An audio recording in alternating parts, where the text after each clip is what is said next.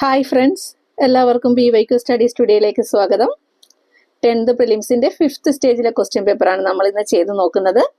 ഇതിന്റെ question paper code 76/2022 ആണ്. ഇതുവരെ നമ്മൾ ചെയ്തിട്ടുള്ള ക്വസ്റ്റ്യൻസിന്റെ എല്ലാം PDF-ഉം ഫൈനൽ ആൻസർ കീയും ഞാൻ BYQ സ്റ്റഡി സ്റ്റുഡിയോ എന്ന് പറയുന്ന ടെലഗ്രാം ചാനൽ അപ്ലോഡ് ചെയ്തിട്ടുണ്ട്. ആവശ്യമുള്ളവർക്ക് ചാനലിൽ ജോയിൻ ചെയ്യാവുന്നതാണ്. ഒന്നാമത്തെ ക്വസ്റ്റ്യൻ നോക്കാം. താഴെ കൊടുത്തിരിക്കുന്നവയിൽ സാഗർ പരികർമ്മ എന്ന പരിപാടിയുമായി ബന്ധമില്ലാത്തത് ഏത്? സാഗർ പരികർമ്മ എന്ന പരിപാടിയുമായി ബന്ധമില്ലാത്തത്: 1. സ്വച്ഛ് ഭാരത് അഭിയാൻ, 2. ആസാദി കാ അമൃത് മഹോത്സവ്, 3. എല്ലാ മത്സ്യത്തൊഴിലാളികളോടും ഐക്യം, 4. സമുദ്ര ആവാസ വ്യവസ്ഥയുടെ സംരക്ഷണം. ഇതിൽ ബന്ധമില്ലാത്തത് 1 മാത്രമാണ്. Option A. സാഗർ പരികർമ്മ എന്ന പരിപാടിയുടെ 1ാം ഘട്ട പരിപാടി സംഘടിപ്പിച്ച സംസ്ഥാനം ഗുജറാത്താണ്. സാഗർ പരികർമ്മ എന്ന പരിപാടിയുടെ 1ാം ഘട്ട പരിപാടി സംഘടിപ്പിച്ച സംസ്ഥാനം ഏതാണ്? ഗുജറാത്ത്. 2022 സ്വാതന്ത്ര്യത്തിന്റെ 75ാം വാർഷികത്തിന്റെ ഭാഗമായിട്ട് സംഘടിപ്പിക്കുന്ന 75 ആഴ്ചകൾ നീണ്ടുനിന്ന പരിപാടിയാണ് ഇത്. ആസാദി കാ അമൃത് മഹോത്സവ്. 2022 സ്വാതന്ത്ര്യത്തിന്റെ 75ാം വാർഷികത്തിന്റെ ഭാഗമായിട്ട് സംഘടിപ്പിച്ച 75 ആഴ്ചകൾ നീണ്ടു നിൽക്കുന്ന പരിപാടിയായിരുന്നു ആസാദി കാ അമൃത് മഹോത്സവം എന്ന് പറയുന്നത്. രണ്ടാമത്തെ ക്വസ്റ്റ്യൻ നോക്കാം. താഴെ കൊടുത്തിരിക്കുന്നവയിൽ ഏതാണ് കേരള സഹായഹസ്തം പദ്ധതിയുമായി ബന്ധപ്പെട്ടിരിക്കുന്നത്? കേരള സഹായഹസ്തം പദ്ധതിയുമായിട്ട് ബന്ധപ്പെട്ടിരിക്കുന്നതാണ് ചോദിച്ചിരിക്കുന്നത്.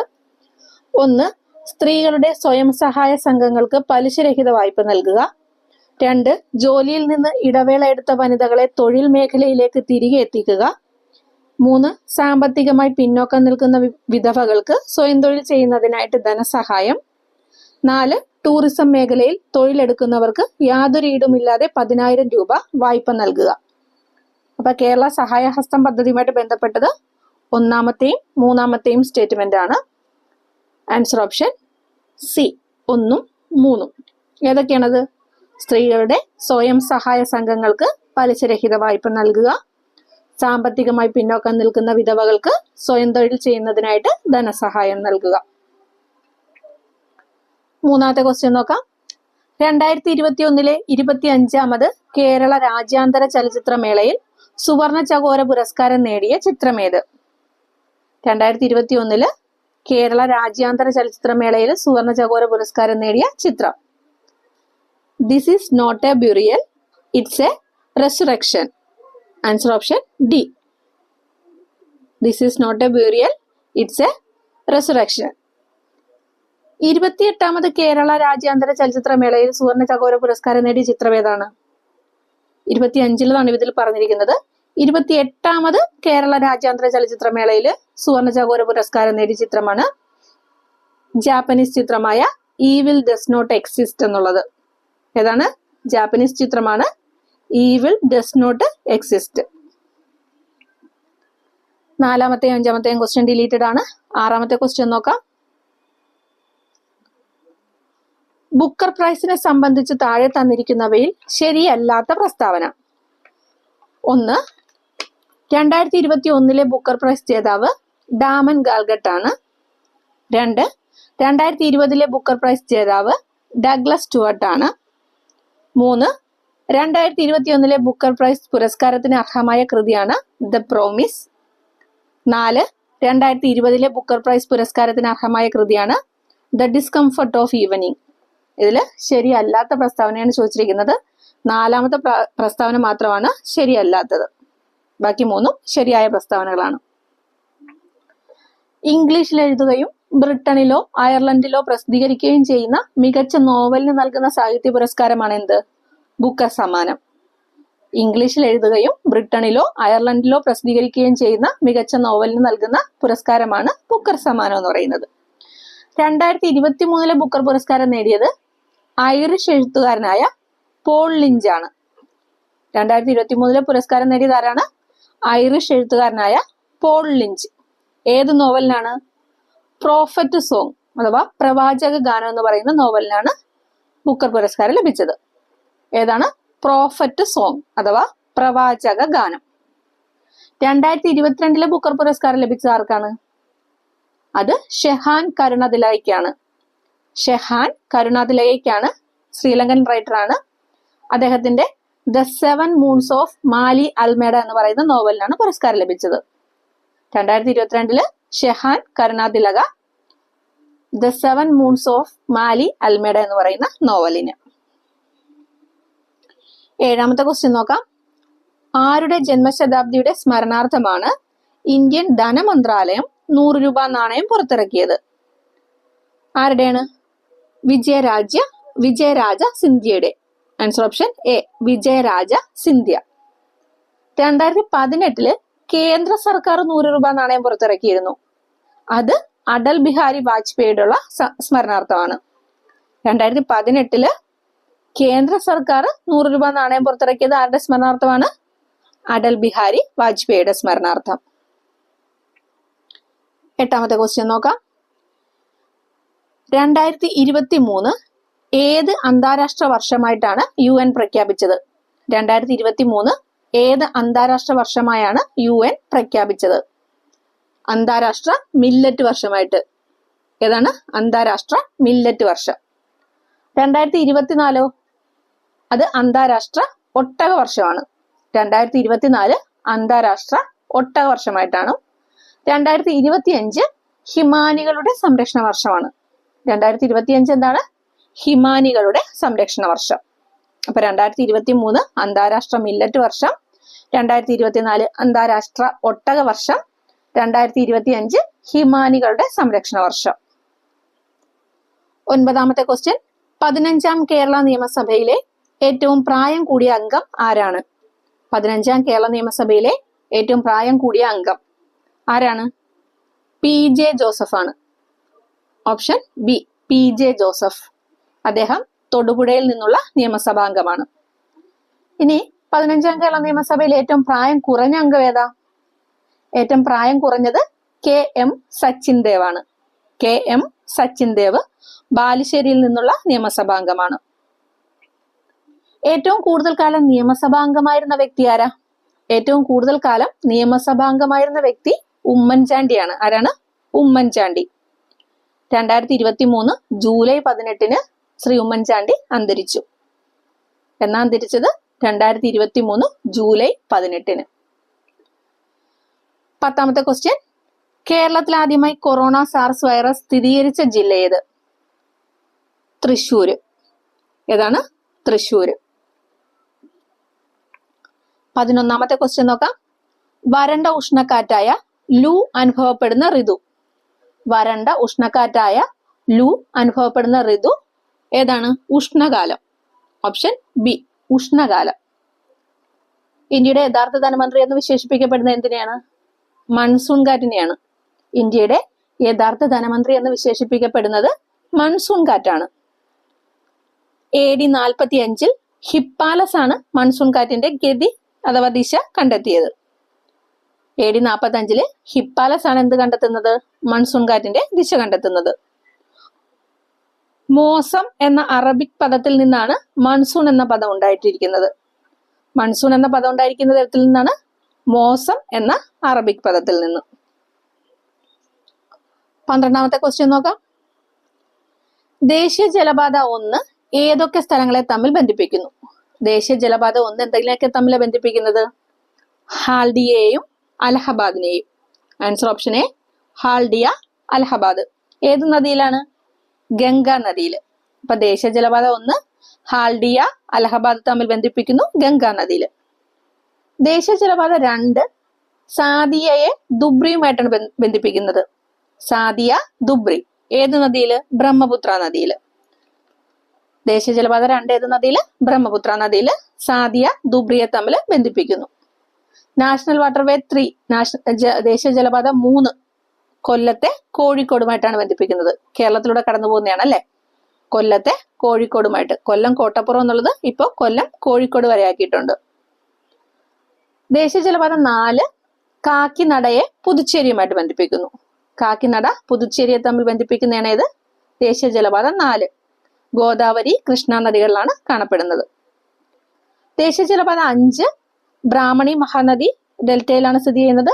താൽച്ചറിനെ ഭാംറയുമായിട്ട് ബന്ധിപ്പിക്കുന്നു. താൽസറിനെ ധാമ്രയുമായിട്ട് ബന്ധിപ്പിക്കുന്നതാണ് ഏത്?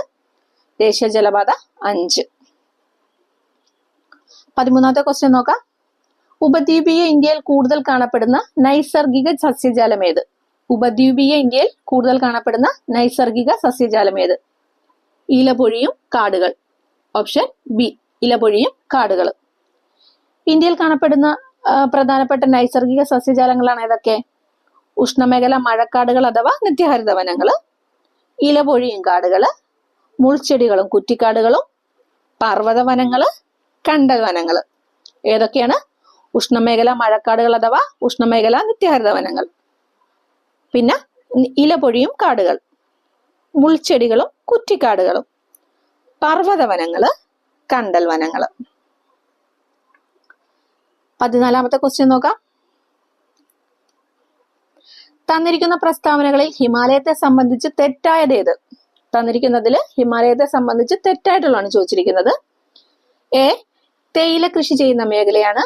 ബി, കുങ്കുമപ്പൂവ്, ഉരുളക്കിഴങ്ങ്, ബാർലി എന്നിവ കൃഷി ചെയ്യുന്നു. സി, ഓറഞ്ച്, ആപ്പിൾ തുടങ്ങിയ ഫലവർഗ്ഗങ്ങൾ കൃഷി ചെയ്യാറുണ്ട്. ഡി, പരുത്തി കൃഷി ചെയ്യുന്ന മേഖലയാണ്. അപ്പൊ തെറ്റായിട്ടുള്ളത് ഏതാ? പരുത്തി കൃഷി ചെയ്യുന്ന മേഖലയാണെന്നുള്ളതാണ് തെറ്റായത്. Option D. കുങ്കുമ കൃഷിക്ക് അനുയോജ്യമായ മണ്ണിനം ഏതാ? കുങ്കുമ കൃഷിക്ക് അനുയോജ്യമായ മണ്ണിനം കരേവ. ഏതാണ്? കരേവ. 15ാമത്തെ ക്വസ്റ്റ്യൻ നോക്കാം. ഇന്ത്യയിലെ പീഠഭൂമികളിൽ വലിപ്പം കൂടിയത് ഏത്? ഇന്ത്യയിലെ പീഠഭൂമികളിൽ വലിപ്പം കൂടിയത് ഡെക്കാൻ പീഠഭൂമിയാണ്. ഏതാണ്? ഡെക്കാൻ പീഠഭൂമി. 16ാമത്തെ ക്വസ്റ്റ്യൻ നോക്കാം. താഴെ നൽകിയിരിക്കുന്ന സൂചനകൾ വായിച്ച് വിള ഏതെന്ന് കണ്ടെത്തുക. 1, ഇന്ത്യയിൽ ഉൽപാദനത്തിൽ 2ാം സ്ഥാനത്തുള്ള ഭക്ഷ്യവിളയാണ്. 2, റാബി വിളയാണ്. 3, 10 ഡിഗ്രി സെൽഷ്യസ് മുതൽ 26 ഡിഗ്രി സെൽഷ്യസ് വരെ താപവും 75 സെന്റിമീറ്റർ മഴയും ആവശ്യമാണ്. അപ്പൊ ഏതാണത്? ഗോതമ്പാണ്. ഏതാണ്? ഗോതമ്പ്. ഇന്ത്യയിൽ ഏറ്റവും അധികം ഗോതമ്പ് ഉൽപ്പാദിപ്പിക്കുന്ന സംസ്ഥാനം ഏതാ? ഇന്ത്യയിൽ ഏറ്റവും അധികം ഗോതമ്പ് ഉൽപ്പാദിപ്പിക്കുന്ന സംസ്ഥാനം ഉത്തർപ്രദേശ്. ഗോതമ്പിന്റെ ശാസ്ത്രീയ നാമം എന്താണ്? ട്രിറ്റിക്കം ഇസ്റ്റിവം. ട്രിറ്റിക്കം ഇസ്റ്റിവം എന്നാണ് ഗോതമ്പിന്റെ ശാസ്ത്രീയ നാമം. 17ാമത്തെ ക്വസ്റ്റ്യൻ. വടക്ക് കിഴക്കൻ മൺസൂൺ കാലത്ത് കൂടുതൽ മഴ ലഭിക്കുന്ന ഇന്ത്യയിലെ ഭൂപ്രകൃതി വിഭാഗം. വടക്ക് കിഴക്കൻ മൺസൂൺ കാലത്ത് കൂടുതൽ മഴ ലഭിക്കുന്ന ഇന്ത്യയിലെ ഭൂപ്രകൃതി വിഭാഗം കിഴക്കൻ തീരസമതലമാണ്. ഓപ്ഷൻ ഡി, കിഴക്കൻ തീരസമതലം. തെക്ക് പടിഞ്ഞാറൻ മൺസൂൺ കാലത്ത് കൂടുതൽ മഴ ലഭിക്കുന്നത് എവിടെയാ? അത് പടിഞ്ഞാറൻ തീരസമതലത്തോടുള്ള അടുത്ത പ്രദേശങ്ങളിലാണ്. തെക്ക് പടിഞ്ഞാറൻ മൺസൂൺ കാലത്താണെങ്കിൽ പടിഞ്ഞാറൻ തീരസമതലത്താണ് കൂടുതൽ മഴ ലഭിക്കുന്നത്. 18ാമത്തെ ക്വസ്റ്റ്യൻ. തഞ്ചാവൂർ ഏത് നദീതീരത്ത് സ്ഥിതി ചെയ്യുന്നു? തഞ്ചാവൂർ ഏത് നദീതീരത്താണ് സ്ഥിതി ചെയ്യുന്നത്? ഏതാണ്? കാവേരി നദീതീരത്ത്. തഞ്ചാവൂര് കാവേരി നദീതീരത്താണ് സ്ഥിതി ചെയ്യുന്നത്. 19, ലിപുലേഖ് ചുരം ബന്ധിപ്പിക്കുന്നത് ഏതൊക്കെ പ്രദേശങ്ങളെയാണ്? ലിപുലേഖ് ചുരം ബന്ധിപ്പിക്കുന്നത് ഉത്തരാഖണ്ഡിനെ ടിബറ്റുമായിട്ട്. ഓപ്ഷൻ എ, ഉത്തരാഖണ്ഡിനെ ടിബറ്റുമായിട്ട് ബന്ധിപ്പിക്കുന്ന ചുരമാണ് ഏത്? ലിപുലേഖ് ചുരം. ഹിമാചൽ പ്രദേശിനെ ടിബറ്റുമായിട്ട് ബന്ധിപ്പിക്കുന്ന ഏതാ? അത് ഷിപ്കില ചുരമാണ്. ഹിമാചൽ പ്രദേശിനെ ടിബറ്റുമായിട്ട് ബന്ധിപ്പിക്കുന്നത് ഷിപ്കില ചുരം. ശ്രീനഗറിനെ കാർഗിലുമായിട്ട് ബന്ധിപ്പിക്കുന്നത് സോജില ചുരം. ശ്രീനഗറിനെ കാർഗിലുമായിട്ട് ബന്ധിപ്പിക്കുന്നതാണ് സോജില ചുരം. അരുണാചൽ പ്രദേശിനെ ടിബറ്റുമായിട്ട് ബന്ധിപ്പിക്കുന്നതാണ് ഏത്? ബോംഡില ചുരം. അരുണാചൽ പ്രദേശിനെ ടിബറ്റുമായിട്ട് ബന്ധിപ്പിക്കുന്നത് ബോംഡില ചുരം. ചുരങ്ങളുടെ നാടെന്നറിയപ്പെടുന്ന ഏതാ? ലഡാക്ക്. ചുരങ്ങളുടെ നാടാണ് ലഡാക്ക്. ഡെക്കാണിലേക്കുള്ള താക്കോൽ എന്നറിയപ്പെടുന്ന ചുരമാണ് അസിർഘട്ട് ചുരം. ഡെക്കാണിലേക്കുള്ള താക്കോലാണ് ഏത്? അസിർഘട്ട് ചുരം. ഉത്തരേന്ത്യയിലേക്കുള്ള പ്രവേശന കവാടമാണ് ബോലാൻ ചുരം. ഉത്തരേന്ത്യയിലേക്കുള്ള പ്രവേശന കവാടം ബോലാൻ ചുരം. 20ാമത്തെ ക്വസ്റ്റ്യൻ നോക്കാം. ചുവടെ തന്നിരിക്കുന്ന നദികളിൽ അറബിക്കടലിൽ പതിക്കുന്നവ ഏതൊക്കെ? ചുവടെ തന്നിരിക്കുന്ന നദികളിൽ അറബിക്കടലിൽ പതിക്കുന്നവ ഏതൊക്കെ? 1, സിന്ധു. 2, മഹാനദി. 3, നർമ്മദ. 4, പെരിയാർ. ഇതില് മഹാനദി ഒഴിച്ച് ബാക്കി 3 എവിടെയാണ്? അറബിക്കടലാണ് പതിക്കുന്നത് അല്ലെ? അപ്പൊ 1, 3, 4. Option B. അറബിക്കടലിൽ പതിക്കുന്ന ഏറ്റവും വലിയ ഹിമാലയൻ നദിയാണ് ഏത്? സിന്ധു. അറബിക്കടലിൽ പതിക്കുന്ന ഏറ്റവും വലിയ ഹിമാലയൻ നദിയാണ് സിന്ധു. ഇന്ത്യൻ ഉപഭൂഖണ്ഡത്തിലെ ഏറ്റവും വലിയ നദിയും സിന്ധു തന്നെ. സിന്ധു ഇന്ത്യയിലേക്ക് പ്രവേശിക്കുന്ന ഏത് വഴിയാണ്? ലഡാക്കിലൂടെയാണ്. ലഡാക്കിലൂടെയാണ് സിന്ധു നദി ഇന്ത്യയിലേക്ക് പ്രവേശിക്കുന്നത്. ഇനി പടിഞ്ഞാറോട്ടൊഴുകുന്ന ഏറ്റവും വലിയ ഉപദ്വീപിയൻ നദിയാണ് ഏത്? നർമ്മദ. പടിഞ്ഞാറോട്ടൊഴുകുന്ന ഏറ്റവും വലിയ ഉപദ്വീപിയൻ നദിയാണ് നർമ്മദ. മധ്യപ്രദേശിന്റെ ജീവരേഖ എന്നറിയപ്പെടുന്നത് നർമ്മദ നദിയാണ്. ഇന്ത്യയെ വടക്കേ ഇന്ത്യ, തെക്കേ ഇന്ത്യ എന്നിങ്ങനെ രണ്ടായിട്ട് വിഭജിക്കുന്ന നദി ഏതാണ്? നർമ്മദ നദിയാണ് അല്ലെ. ഇന്ത്യയെ വടക്കേ ഇന്ത്യ, തെക്കേ ഇന്ത്യ എന്നിങ്ങനെ രണ്ടായിട്ട് വിഭജിക്കുന്ന നദിയാണ് നർമ്മദ. അതുപോലെ വിന്ധ്യ സത്പുര പർവ്വത നിരകൾക്കിടയിലൂടെ ഒഴുകുന്ന നദിയാണ് നർമ്മദ. വിന്ധ്യ സത്പുര പർവ്വത നിരകൾക്കിടയിലൂടെ ഒഴുകുന്ന നദിയാണ് നർമ്മദ. കേരളത്തിലെ ഏറ്റവും വലിയ നദിയാണ് അല്ലെ പെരിയാർ. കേരളത്തിലെ ഏറ്റവും വലിയ നദിയാണ് പെരിയാർ. അറബിക്കടലിൽ വേമ്പനാട്ട് കായലിനോട് കൂടി ചേർന്നിട്ട് അറബിക്കടലിലാണ് പതിക്കുന്നത്. 21ാമത്തെ ക്വസ്റ്റ്യൻ നോക്കാം. ഇന്ത്യൻ ഭരണഘടനയുടെ ഏത് അനുച്ഛേദത്തിലാണ് വിദ്യാഭ്യാസ അവകാശം ഉൾപ്പെടുത്തിയിരിക്കുന്നത്? ഇന്ത്യൻ ഭരണഘടനയുടെ ഏത് അനുച്ഛേദത്തിലാണ് വിദ്യാഭ്യാസ അവകാശം ഉൾപ്പെടുത്തിയിരിക്കുന്നത്? അനുച്ഛേദം 21A. Option B 21A. 6 വയസ്സ് മുതൽ 14 വയസ്സ് വരെയുള്ള കുട്ടികൾക്ക് വിദ്യാഭ്യാസം മൗലിക അവകാശമാക്കി മാറ്റിയ ഭരണഘടനാ ഭേദഗതി ഏതാണ്? 2002 86 ഭേദഗതി. 6 വയസ്സ് മുതൽ 14 വയസ്സ് വരെയുള്ള കുട്ടികൾക്ക് വിദ്യാഭ്യാസ മൗലിക അവകാശമാക്കി മാറ്റിയ ഭരണഘടനാ ഭേദഗതിയാണ് 2002 86 ഭേദഗതി. വിദ്യാഭ്യാസ മൗലിക അവകാശമാക്കി മാറ്റിയപ്പോൾ ഭരണഘടനയിൽ കൂട്ടിച്ചേർത്ത ആർട്ടിക്കിളാണ് ഏത്? Article 21A. 22ാമത്തെ ക്വസ്റ്റ്യൻ നോക്കാം. ദേശീയ മനുഷ്യാവകാശ കമ്മീഷന്റെ ഇപ്പോഴത്തെ അധ്യക്ഷൻ ആര്? ദേശീയ മനുഷ്യാവകാശ കമ്മീഷന്റെ ഇപ്പോഴത്തെ അധ്യക്ഷൻ അരുൺകുമാർ മിശ്ര. Option A Arunkumar മിശ്രയാണ്. ദേശീയ മനുഷ്യാവകാശ കമ്മീഷന്റെ ചെയർമാനെയും അംഗങ്ങളെയും നിയമിക്കുന്നതും നീക്കം ചെയ്യുന്നതും ആരാണ്? രാഷ്ട്രപതിയാണ്. ദേശീയ മനുഷ്യാവകാശ കമ്മീഷൻ ചെയർമാനെയും അംഗങ്ങളെയും നിയമിക്കുന്നതും നീക്കം ചെയ്യുന്നതും രാഷ്ട്രപതിയാണ്. ദേശീയ മനുഷ്യാവകാശ കമ്മീഷനെ തിരഞ്ഞെടുക്കുന്നതിനുള്ള കമ്മിറ്റിയിലെ അംഗങ്ങൾ ആരൊക്കെയാണ്? ദേശീയ മനുഷ്യാവകാശ കമ്മീഷനെ തിരഞ്ഞെടുക്കുന്നതിനുള്ള കമ്മിറ്റിയിലെ അംഗങ്ങൾ പ്രധാനമന്ത്രി, ലോക്സഭാ സ്പീക്കർ, ലോക്സഭാ പ്രതിപക്ഷ നേതാവ്, രാജ്യസഭ ഡെപ്യൂട്ടി ചെയർമാൻ, രാജ്യസഭയുടെ പ്രതിപക്ഷ നേതാവ്. ആരൊക്കെയാണ്? പ്രധാനമന്ത്രി, ലോക്സഭാ സ്പീക്കർ, ലോക്സഭാ പ്രതിപക്ഷ നേതാവ്, രാജ്യസഭ ഡെപ്യൂട്ടി ചെയർമാൻ, രാജ്യസഭ പ്രതിപക്ഷ നേതാവ്. ദേശീയ മനുഷ്യാവകാശ കമ്മീഷന്റെ ആദ്യ ചെയർമാൻ ആരാ? ജസ്റ്റിസ് രംഗനാഥ മിശ്ര. ദേശീയ മനുഷ്യാവകാശ കമ്മീഷന്റെ ആദ്യ ചെയർമാനാണ് ജസ്റ്റിസ് രംഗനാഥ മിശ്ര. ദേശീയ മനുഷ്യാവകാശ കമ്മീഷന്റെ ആക്ടിംഗ് ചെയർപേഴ്സൺ ആയ ആദ്യ മലയാളി ആരാന്നറിയാവോ? ആക്ടിംഗ് ചെയർപേഴ്സൺ ആയിട്ടുള്ള ആദ്യ മലയാളി സിറിയക് ജോസഫ്. ഏറ്റവും കൂടുതൽ കാലം ദേശീയ മനുഷ്യാവകാശ കമ്മീഷന്റെ ആക്ടിംഗ് ചെയർപേഴ്സൺ ആയിരുന്ന വ്യക്തിയാണ് GP മാത്തൂര്. ദേശീയ മനുഷ്യാവകാശ കമ്മീഷന്റെ ആക്ടിംഗ് ചെയർപേഴ്സൺ ആയ ആദ്യ മലയാളി സിറിയക് ജോസഫ്. ഏറ്റവും കൂടുതൽ കാലം ദേശീയ മനുഷ്യാവകാശ കമ്മീഷന്റെ ആക്ടിംഗ് ചെയർപേഴ്സൺ ആയിരുന്ന വ്യക്തിയാണ് GP മാത്തൂര്. അടുത്ത ക്വസ്റ്റ്യൻ നോക്കാം. 23ാമത്തെ ക്വസ്റ്റ്യൻ. താഴെ പറയുന്നതിൽ ഏത് തത്വമാണ് 42ാം ഭേദഗതി പ്രകാരം ഇന്ത്യൻ ഭരണഘടനയുടെ ആമുഖത്തിൽ കൂട്ടിച്ചേർത്തത്? താഴെ പറയുന്നതിൽ ഏത് തത്വമാണ് 42ാം ഭേദഗതി പ്രകാരം ഇന്ത്യൻ ഭരണഘടനയുടെ ആമുഖത്തിൽ കൂട്ടിച്ചേർത്തത്? ഇതില് ഏതാണ്? Socialism. Option D socialism. Mini constitution എന്നറിയപ്പെടുന്ന ഭരണഘടനാ ഭേദഗതിയാണ് ഇത് 42ാം ഭേദഗതി എന്ന് പറയുന്നത്. 1974 42ാം ഭേദഗതിയാണ് മിനി കോൺസ്റ്റിറ്റ്യൂഷൻ എന്നറിയപ്പെടുന്നത്. ഈ 42ാം ഭേദഗതിയിലൂടെ ആമുഖത്തിൽ എന്തൊക്കെയാ ചേർത്തത്? സോഷ്യലിസ്റ്റ്, സെക്യുലർ, ഇന്റഗ്രിറ്റി എന്നീ 3 വാക്കുകളാണ് കൂട്ടിച്ചേർത്തത്. ആമുഖത്തില് സോഷ്യലിസ്റ്റ്, സെക്യുലർ, ഇന്റഗ്രിറ്റി എന്നീ 3 വാക്കുകൾ കൂട്ടിച്ചേർത്തു. പിന്നെയോ 10 മൗലിക കടമകൾ കൂട്ടിച്ചേർത്തതും 76 42ാം ഭേദഗതിയിലൂടെയാണ്. 10 മൗലിക കടമകൾ. പിന്നെയോ അഡ്മിനിസ്ട്രേറ്റീവ് ട്രൈബ്യൂണലിനെ കുറിച്ച് പ്രതിപാദിക്കുന്ന ഭാഗം 14A കൂട്ടിച്ചേർത്തതും ഈ ഭേദഗതിയിലൂടെയാണ്. അഡ്മിനിസ്ട്രേറ്റീവ് ട്രൈബ്യൂണലിനെ കുറിച്ച് പ്രതിപാദിക്കുന്ന ഏതാണ്? ഭാഗം 14A. അത് കൂട്ടിച്ചേർത്തതും 42ാം ഭേദഗതിയിലൂടെയാണ്. മന്ത്രിസഭ നൽകുന്ന ഉപദേശം അനുസരിച്ച് മാത്രമേ രാഷ്ട്രപതിക്ക് പ്രവർത്തിക്കാൻ കഴിയൂ എന്ന വ്യവസ്ഥ ചെയ്തതും 42ാം ഭേദഗതിയിലൂടെയാണ്. കൂടാതെ വിദ്യാഭ്യാസം, വനം, അളവ് തൂക്കം, നീതിന്യായ ഭരണം, വന്യമൃഗങ്ങളുടെയും പക്ഷികളുടെയും സംരക്ഷണം എന്നീ 5 വിഷയങ്ങൾ സ്റ്റേറ്റ് ലിസ്റ്റിൽ നിന്നും കൺകറന്റ് ലിസ്റ്റിലേക്ക് മാറ്റിയതും 42ാം ഭേദഗതിയിലൂടെയാണ്. സ്റ്റേറ്റ് ലിസ്റ്റിലായിരുന്ന 5 വിഷയങ്ങൾ ഏതൊക്കെയാണ്? വിദ്യാഭ്യാസം, വനം, അളവ് തൂക്കം, നീതിന്യായ ഭരണം, വന്യമൃഗങ്ങളുടെയും പക്ഷികളുടെയും സംരക്ഷണം. ഈ 5 വിഷയങ്ങളെ സ്റ്റേറ്റ് ലിസ്റ്റിൽ നിന്നും കൺകറന്റ് ലിസ്റ്റിലേക്ക് മാറ്റിയതും 42ാം ഭരണഘടനാ ഭേദഗതിയിലൂടെയാണ്. 24ാമത്തെ ക്വസ്റ്റ്യൻ നോക്കാം. ഇന്ത്യയുടെ കേന്ദ്ര വിവരാവകാശ കമ്മീഷനിൽ ചെയർമാനെ കൂടാതെ പ്രസിഡന്റിന് എത്ര വിവരാവകാശ കമ്മീഷണർമാരെ കൂടി നിയമിക്കാൻ കഴിയും? എത്ര പേരെ കൂടെ നിയമിക്കാൻ കഴിയും? 10 പേരെ. ഓപ്ഷൻ ബി, 10 പേരെ കൂടെ നിയമിക്കാം അല്ലെ.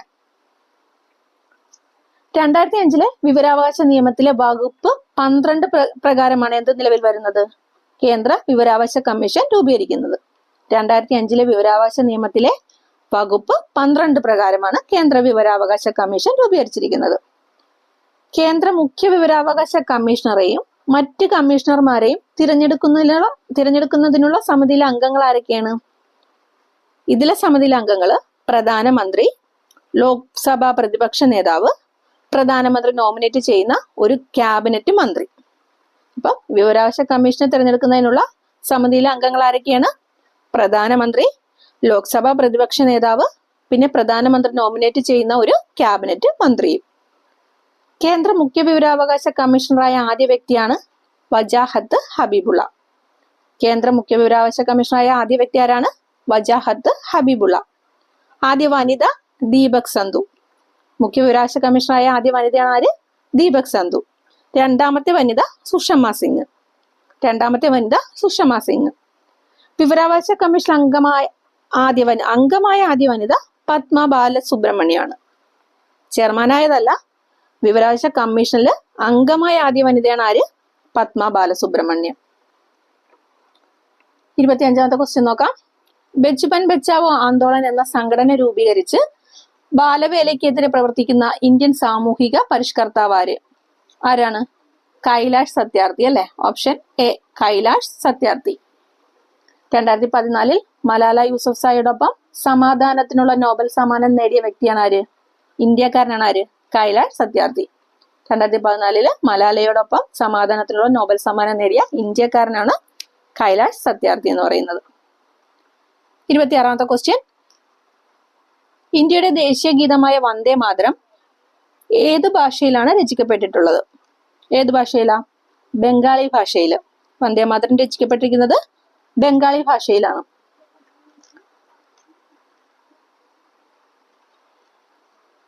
വന്ദേ മാതരം ഇംഗ്ലീഷിലേക്ക് പരിഭാഷപ്പെടുത്തിയത് ആരാ? അരവിന്ദ ഘോഷ്. വന്ദേ മാതരം ഇംഗ്ലീഷിലേക്ക് പരിഭാഷപ്പെടുത്തിയതാണ് അരവിന്ദ ഘോഷ്. തമിഴിലേക്ക് പരിഭാഷപ്പെടുത്തിയത് സുബ്രഹ്മണ്യ ഭാരതി. വന്ദേ മാതരം തമിഴിലേക്ക് പരിഭാഷപ്പെടുത്തിയത് സുബ്രഹ്മണ്യ ഭാരതി. വന്ദേ മാതരം ആലപിക്കാൻ എടുക്കുന്ന സമയം എത്രയാ? 65 സെക്കൻഡ്. വന്ദേ മാതരം ആലപിക്കാൻ എടുക്കുന്ന സമയം 65 സെക്കൻഡ്. 27ാമത്തെ ക്വസ്റ്റ്യൻ നോക്കാം. ഇന്ത്യ ഗവൺമെന്റ് തന്നിരിക്കുന്ന ചിഹ്നം രൂപയുടെ ദേശീയ ചിഹ്നമായിട്ട് സ്വീകരിച്ചതെന്ന്. ഇന്ത്യ ഗവൺമെന്റ് ഈ ചിഹ്നം രൂപയുടെ ദേശീയ ചിഹ്നമായിട്ട് സ്വീകരിച്ചത് 2010 ജൂലൈ 15-നാണ്. 2010 ജൂലൈ 15-ന്. ഇന്ത്യൻ രൂപയുടെ ഈ ചിഹ്നം രൂപകൽപ്പന ചെയ്തത് ആരാണ്? ഈ ചിഹ്നം രൂപകൽപ്പന ചെയ്തത് തമിഴ്നാട് സ്വദേശിയായ ഡി ഉദയകുമാർ. ആരാണ്? തമിഴ്നാട് സ്വദേശിയായ ഡി ഉദയകുമാറാണ് ഇന്ത്യൻ രൂപയുടെ ഈ ചിഹ്നം രൂപകൽപ്പന ചെയ്തത്.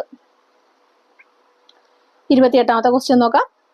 മൗലിക കടമകൾ ഏത് വിദേശ ഭരണഘടനയിൽ നിന്നാണ് ഇന്ത്യൻ ഭരണഘടന കടമെടുത്തിട്ടുള്ളത്?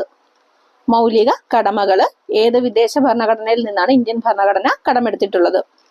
സോവിയറ്റ് യൂണിയനിൽ നിന്ന്. Option C, Soviet Union. 29ാമത്തെ ക്വസ്റ്റ്യൻ. കേന്ദ്ര വിവരാവകാശ കമ്മീഷനുമായി ബന്ധപ്പെട്ട് ശരിയല്ലാത്ത പ്രസ്താവന ഏത്? 1. 2005 വിവരാവകാശ നിയമത്തിന്റെ അടിസ്ഥാനത്തിൽ രൂപീകരിച്ചു. 2. ചെയർമാനെയും കമ്മീഷന്മാരെയും പ്രധാനമന്ത്രി നിയമിക്കുന്നു. 3. 2005 ഒക്ടോബർ 24-ന് നിലവിൽ വന്നു. കേന്ദ്ര വിവരാവകാശ കമ്മീഷനുമായി ബന്ധപ്പെട്ട് ശരിയല്ലാത്തത് 2ാമത്തെയും 3ാമത്തെയും സ്റ്റേറ്റ്മെന്റുകളാണ് അല്ലെ. Option B 2, 3.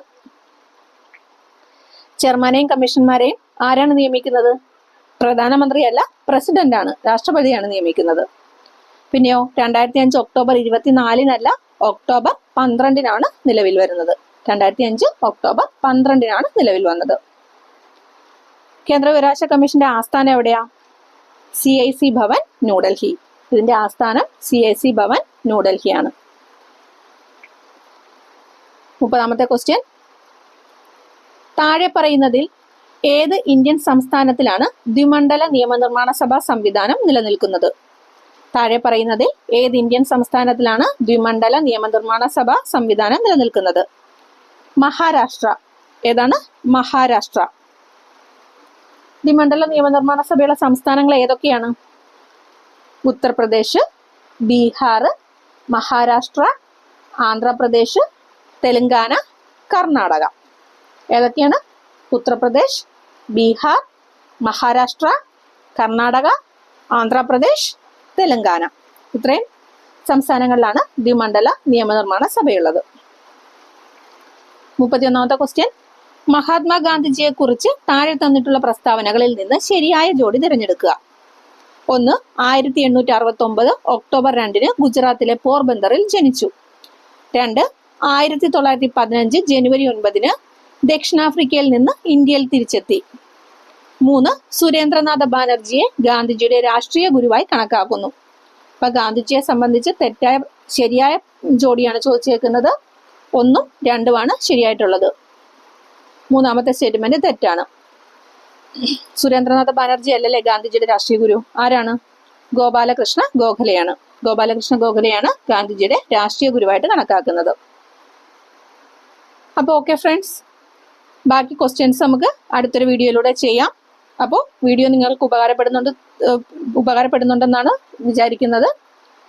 നിങ്ങൾക്ക് ഇഷ്ടപ്പെടുന്നുണ്ടെങ്കിൽ വീഡിയോ ലൈക്ക് ചെയ്യുക, നിങ്ങളുടെ അഭിപ്രായങ്ങൾ കമൻ്റായിട്ട് രേഖപ്പെടുത്തുക, നിങ്ങളുടെ ഫ്രണ്ട്സിനൊക്കെ ഷെയർ ചെയ്യുക. അതുപോലെ ചാനൽ സബ്സ്ക്രൈബ് ചെയ്തിട്ടില്ലാത്തവർ ചാനൽ ഒന്ന് സബ്സ്ക്രൈബ് കൂടി ചെയ്യുക. ഓക്കെ ഫ്രണ്ട്സ്, അടുത്ത വീഡിയോയിലൂടെ വീണ്ടും കാണാം. അതുവരേക്കും താങ്ക് യു എല്ലാവർക്കും.